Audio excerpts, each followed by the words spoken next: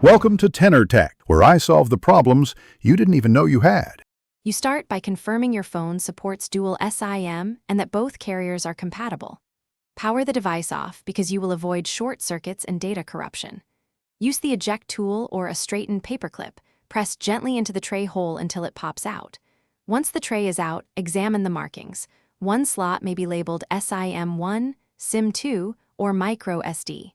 Make sure to orient the metallic contacts face down. This prevents bent pins and starts the installation correctly. You now place the SIM cards into the tray with deliberate care.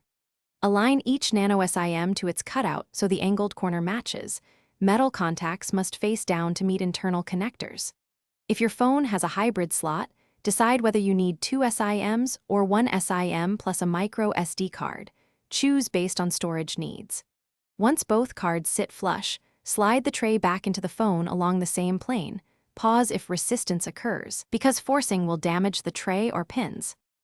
You finish by booting the phone and immediately navigating to settings to enable both SIMs and assign readable names. This helps when choosing lines for calls and data.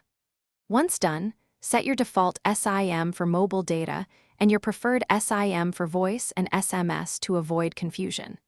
If a SIM shows no signal, make sure to power down, reset the card, test the other slot, and toggle airplane mode.